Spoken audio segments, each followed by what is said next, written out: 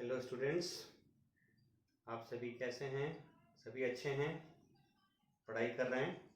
करना भी चाहिए। आपकी बोर्ड क्लास है, आपके लिए कोई भी समर वेकेशन नहीं है। थोड़ी थोड़ी पढ़ाई करते रहिए।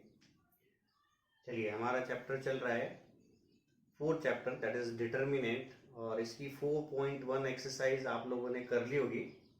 आसान एक्सरसाइज थी। डिटर्मिनेंट्स को कैसे हम सॉल्व करते हैं, उसकी वैल्यू कैसे निकालते हैं, डिटर्मिनेंट जो है स्क्वायर मैट्रिक्स को ही हम डिटर्मिनेंट में एक्सप्रेस कर सकते हैं, ये सब चीज़ें हमने सीखी हैं। वैसे जो डिटर्मिनेंट्स होते हैं वो 1, 2, 3 और हायर ऑर्डर्स के भी होते हैं, लेकिन हमारे सिलेबस में जो डिटर्मिनेंट्स रहेंगे वो मैक्सिमम 3 ऑर्डर तक के रहेंगे। तो हमें उन्हीं पर फोकस करना है, उन्हीं पर कंसंट्रेट करना है। अब आगे आती है हमारी 4.2 exercise, which is really important from board examination prospective. क्यों इंपॉर्टेंट है? क्योंकि एवरी ईयर वहां से एक क्वेश्चन आता है कि using properties of determinant prove that और इवैल्यूएट, इस तरह की प्रॉब्लम्स आती हैं। तो उस एक्सरसाइज को सीखने के लिए हमें पहले डिटर्मिनेंट्स की कुछ प्रॉपर्टीज सीखनी होगी। In all there are total 6 properties. पहले हम यहाँ पर 4 लेंगे, उसके बाद 5th और 6th प्रॉपर्टीज भी लेंगे।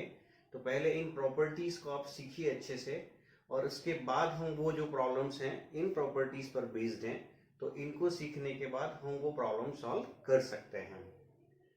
तो हम स्टार्ट करते हैं। ये प्रॉपर्टीज इनके देखेंगे, इनमें से कुछ को हम प्रूव करेंगे, कुछ को हम एग्जाम्पल के थ्रू वेरीफाई करेंगे, क्योंकि डायरेक्टली ये प्रॉपर्टीज तो एग्जाम में आती नहीं, क्वेश्चन आते हैं।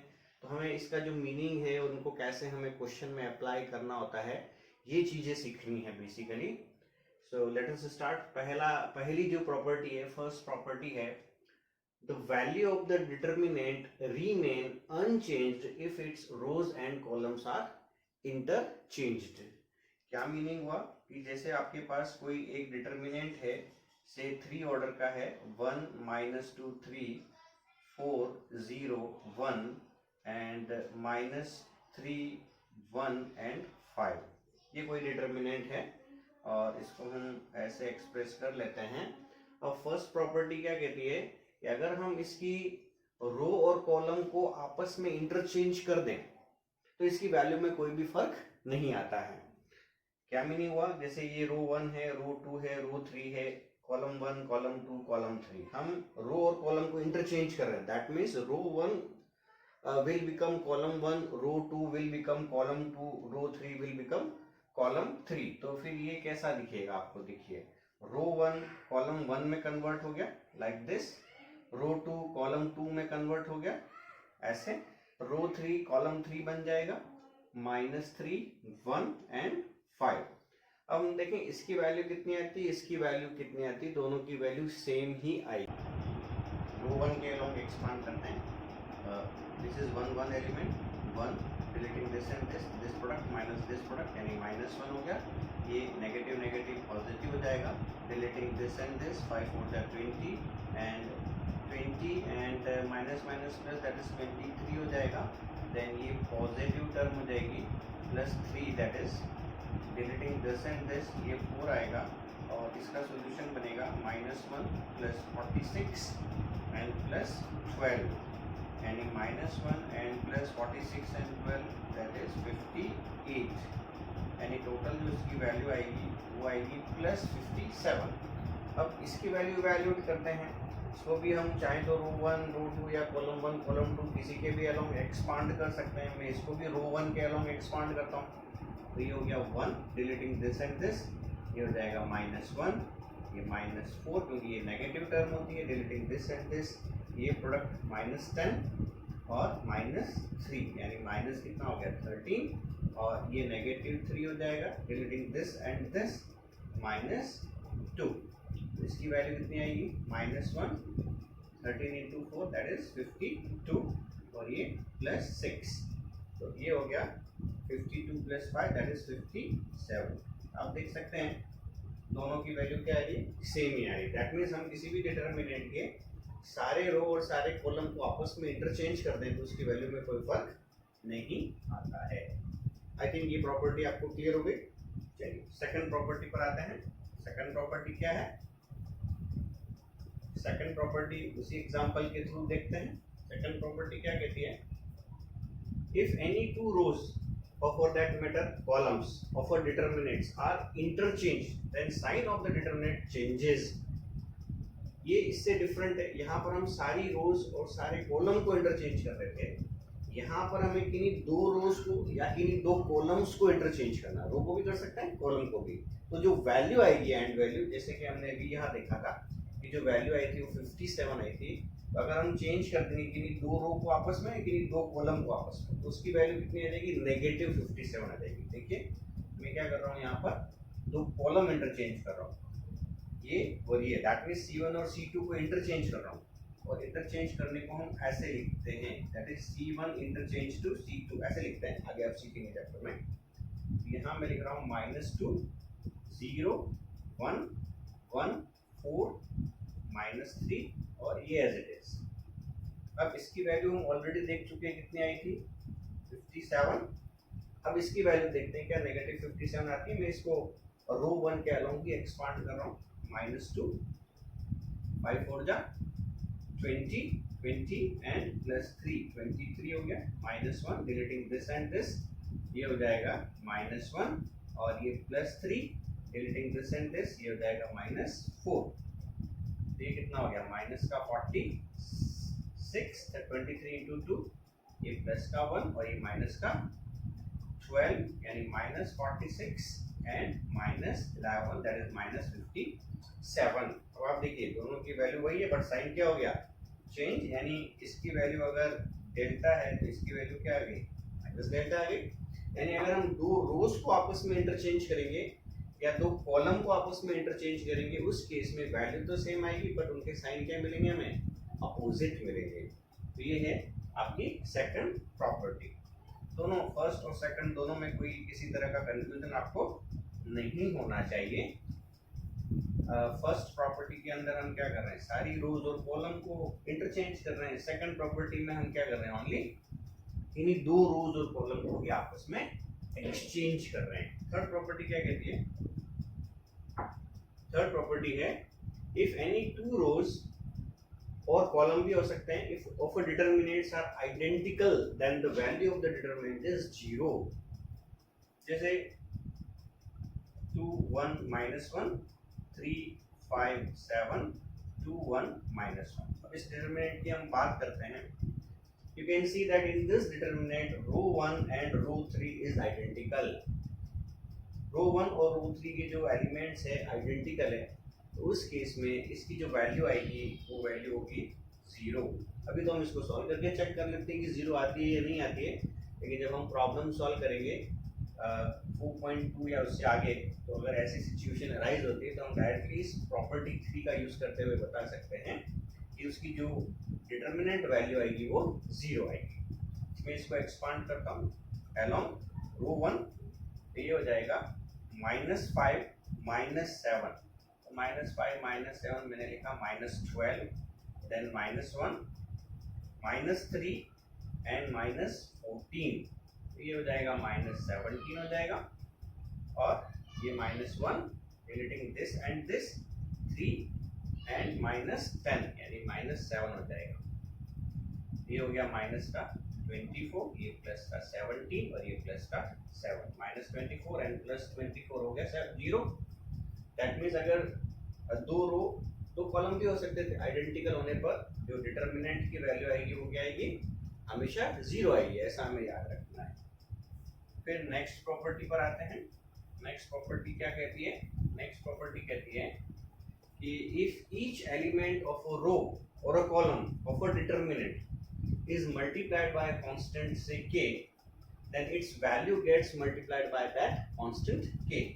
सपोज कि हमारे पास कोई 3 ऑर्डर का डिटरमिनेंट है a1 b1 c1 a2 b2 c2 a3 b3 and c3, और हम इसके रो 1 के सभी एलिमेंट्स को k कांस्टेंट से मल्टीप्लाई करना चाहते हैं।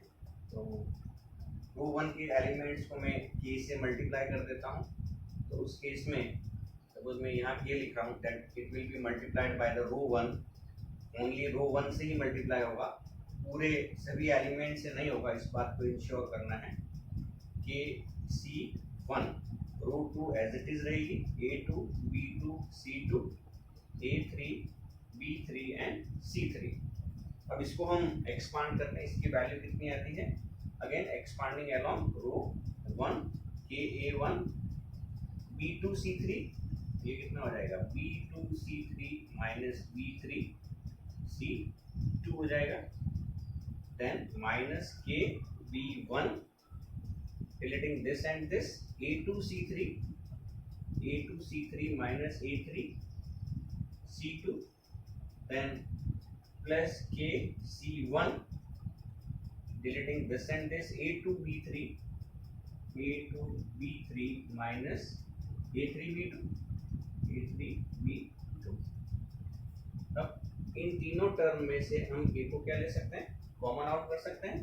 एक A को कॉमन लिया तो ये बनेगा A1 B2 C3 minus B3 C2 B1 A2 C3 minus A3 C2 and then C1 ये होगा A2 B3 minus A3 B2।